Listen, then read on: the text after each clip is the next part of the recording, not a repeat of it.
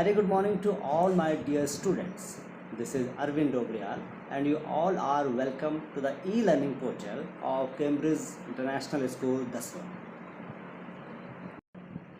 So students, we are reading the supplementary reader, that is Snapshots. So today we will read a play, that is Mother's Day, written by J.B. Priestley. Before commencing today's play, we will have a quick recap of the poem that we have already read, The Voice of the Rain, written by Walt Whitman. In this poem, The Voice of the Rain, we have read that the poet casually asks the gentle rain who she is, and surprisingly, the rain answers the question in detail. The poet translates this statement into English. The rain says that she is the song, the poem of earth, which is her birthplace and her mother. She is born out of water bodies on the land and vast sea. In the form of water vapor, she rises upwards, appears like dark clouds. She can't be touched, yet she stays on the sky for a short period before falling down in the form of rain. She follows the cycle of birth, growth, and then return to its original form. The poet says that it washes away the layers of dust, beautifies it, and helps the seed to sprout again. The cycle goes eternally, means continuously. It makes all the earthly things clean, pure, fertile, and beautiful. It fulfills the purpose to its birth. Then the poet compares it to the song because they both share a common journey. The song originates from the heart of the singer, travels across to fulfill the aim, and comes back with due love for the singer. So first of all, let me tell you something about the playwright. J.B. Priestley was born on 13th of September in 1894 in Manningham in the United Kingdom, and he was died on 14th of August in 1984 in Elveston in the United Kingdom. He was an English novelist, a playwright, a screenwriter, a broadcaster, and a social commentator. He served the British Army during the First World War. On 26th of August in 1915, he was posted to France as a lance corporal. He was badly wounded in June 1916 when he was buried alive by a trench mortar. He spent many months in the military hospital. In 1918, he was commissioned as an English officer in the Devonshire Regiment and posted back to France. Priestley's first major success came with a novel, The Good Companion, that was published in 1929, which earned him the James Stott Black Memorial Prize for Fiction and made him a national figure. In 1934, he published a travelogue, English Journey, an account of what he saw and heard while traveling through the country in the depth of the Great Depression. Dear students, during Second World War, he was a regular broadcaster on the BBC. Dear students, in 1965, Priestley snubbed the chance to become a life peer. Life peers are the appointed members of the peerage whose titles can't be inherited, and also declined appointment as a companion of honor in 1969. But he became a member of the Order of Merit in 1977.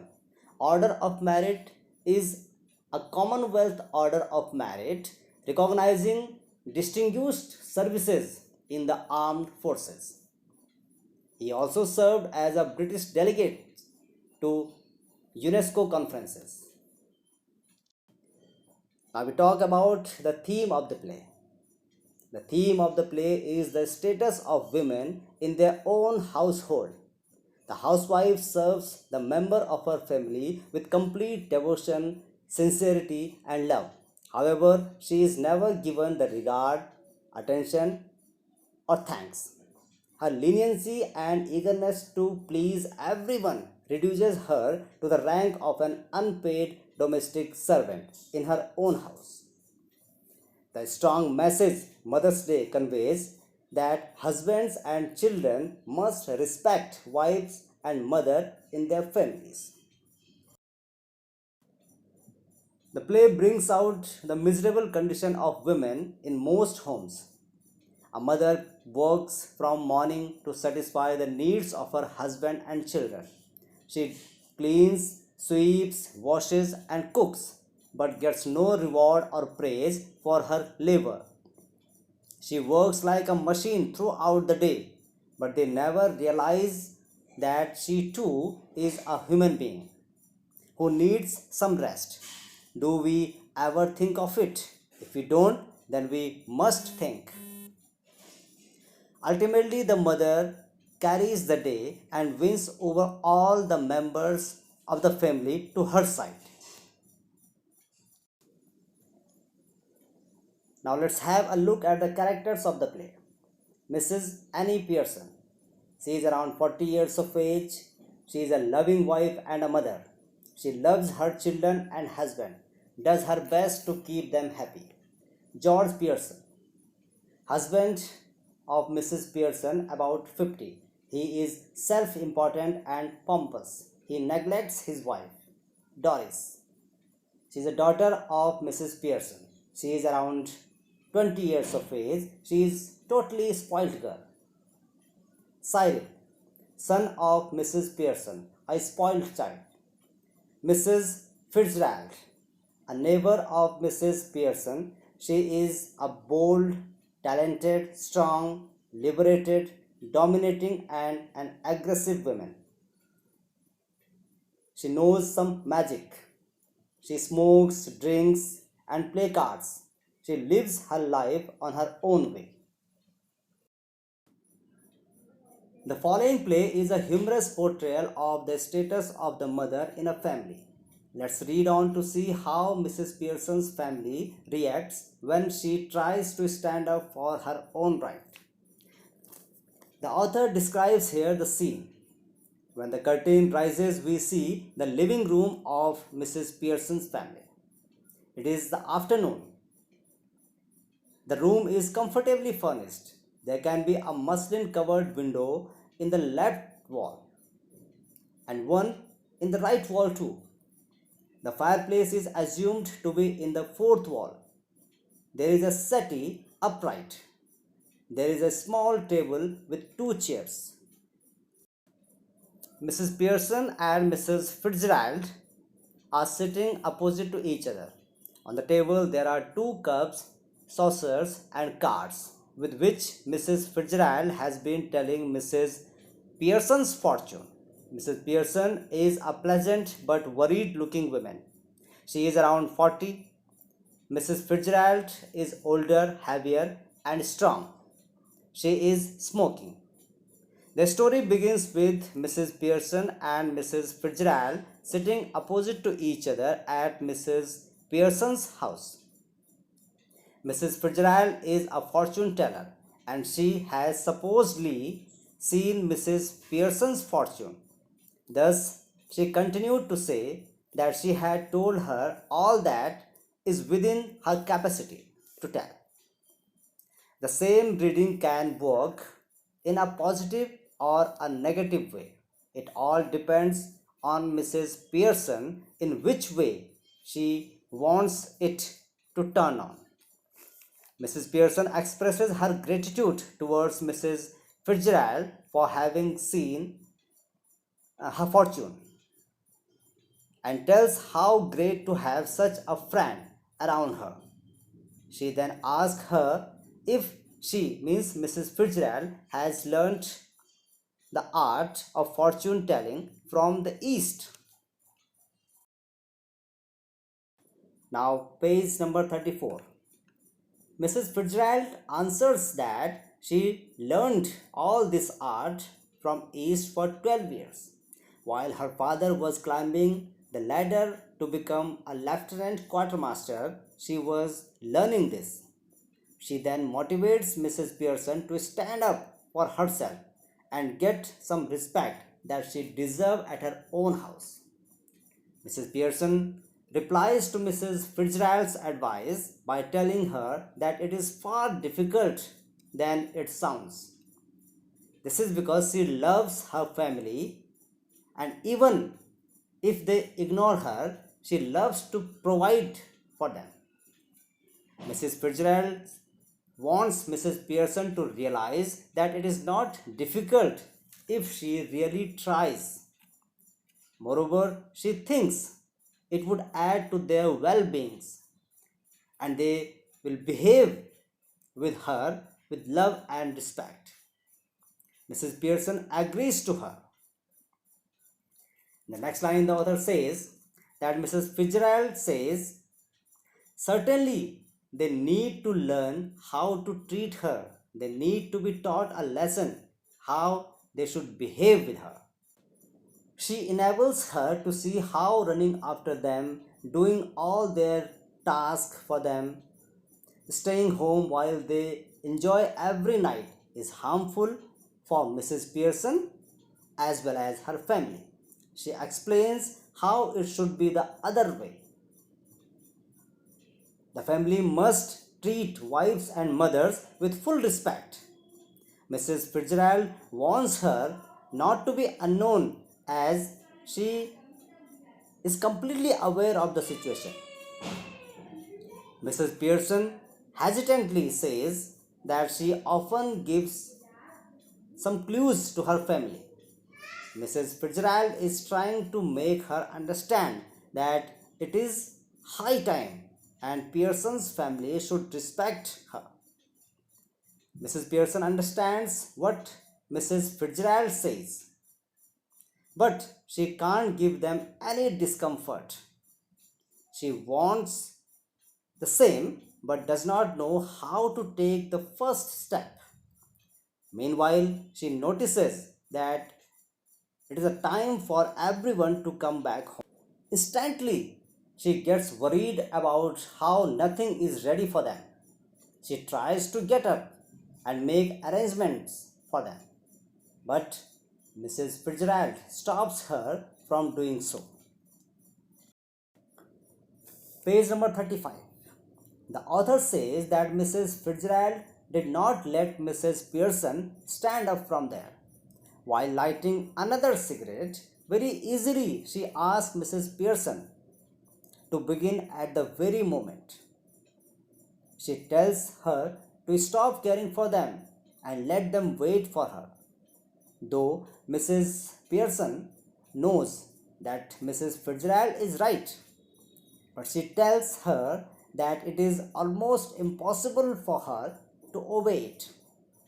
She feels that there is no point in giving a promise that she won't be able to keep. Then Mrs. Fitzgerald asks Mrs. Pearson to let her do something for her. It means she wants to teach a lesson to the family members of Mrs. Pearson by herself. Mrs. Pearson doesn't like the idea because she knows that they might react to her changed behavior at first, but then would ignore it and resort to their old ways. Mrs. Pearson is stuck because she knows it needs to be done but is unable to do this. Then Mrs. Fitzgerald tells Mrs. Pearson that she does not know how successful the idea can be. Mrs. Pearson thought that Mrs. Fitzgerald wanted to take her place in the house and be strict with her family. Mrs. Fitzgerald affirms that she meant the same, but she will not be taking her place by herself. She will become as Mrs. Pearson and then do her part. After hearing this, Pearson becomes more and more confused and asks her to elaborate. Mrs. Fitzgerald proposes that they switch their places, or in other words, they change bodies wherein Mrs. Fitzgerald will look like Pearson and Mrs. Pearson will look like Fitzgerald. A bit more confused and surprised, Mrs. Pearson says that it is just impossible. Mrs. Fitzgerald questions her response by asking her if she has ever tried it. Pearson says no, she has never tried it. Thus, in a relaxed tone, Mrs. Fitzgerald tells her that she has tried it earlier, although it has been a long time, but it should work. Its effect will remain for a short time or a short period, but it will fulfill their motives. She further adds while holding her hand that she had acquired the trick from East. Still confused, Mrs. Pearson seeks assurance from Mrs. Fitzgerald. Now, page number 36. The author says here that now Mrs. Fitzgerald holds Mrs. Pearson's hand and makes her aware that she has no other option. She gives her a few simple instructions in the process of transmission and says a few words. Once she has whispered the spell, both of their bodies become lifeless for a moment. While they are still holding each other's hand, and when they come back to life, they try to imitate each other. Now, the personalities of both the women have been changed, and with this, the transmission process is complete. Now, while snatching away the cigarette from Mrs. Fitzgerald's hand, who is now Mrs. Pearson, she is now confident about the success of her trick. Mrs. Fitzgerald, who is now Mrs. Pearson, looks at herself and is shocked to see, and after some time she screams. Mrs. Fitzgerald, still in shock, now believes that it is possible and their bodies have actually changed. Very proudly, Mrs. Pearson affirms and thinks to herself that she was unsure if she still had the ability to do this magic. Still unclear the idea, Mrs. Pearson, now in the body of Mrs. Fitzgerald, is worried that her family can't see her in the body of Mrs. Fitzgerald. Now she very harshly tells the worried Pearson that her family will face Mrs. Fitzgerald, who is now in her body. It's a secret and the family will not know anything about it. Mrs. Fitzgerald, who is actually Mrs. Pearson, is still frightened with the consequences. So, in an attempt to comfort her, she tells the real Pearson that she would have more privilege and fun. Then she comforts Mrs. Pearson by telling that there is nothing to worry about it and she will reverse it whenever Mrs. Pearson wants. Now I am going to conclude what we have read today. Today we have read that the story begins with Mrs. Pearson and Mrs. Fitzgerald sitting in the living room of the former. Mrs. Fitzgerald is a fortune teller and has seen the fortune of Mrs. Pearson. She has come to know that the family doesn't respect Mrs. Pearson. Mrs. Fitzgerald says it depends on Mrs. Pearson on which way she wants to turn it on. Then she motivates Mrs. Pearson to stand for herself. Mrs. Pearson says it is very difficult for her to do. Mrs. Fitzgerald says that her family must respect her and wants her not to be unknown with the fact. Mrs. Pearson understands what Mrs. Fitzgerald says but can't give any discomfort to her family. Meanwhile, she notices that her family members might be at home at any moment and wants to leave, but Mrs. Fitzgerald didn't let her go. Then she decides to take the whole matter in her own hands and suggests an idea to interchange each other's body. Mrs. Pearson is not convinced with the idea and worries about the consequences. Now, Mrs. Fitzgerald holds Mrs. Pearson's hand, gives her a few simple instructions in the process of transmission, and after some time, their bodies are lifeless for a moment. Now, the personalities of both the women have been changed. Now, Mrs. Fitzgerald is actually in Mrs. Pearson's body, and Mrs. Pearson is actually in Mrs. Fitzgerald's body. Now, on the basis of your understanding the chapter so far, I have selected some questions for you. Try to frame the answers by yourself only. So, dear students, I hope you have understood the chapter so far. Till the next part, stay home, stay safe, and keep learning. Thank you.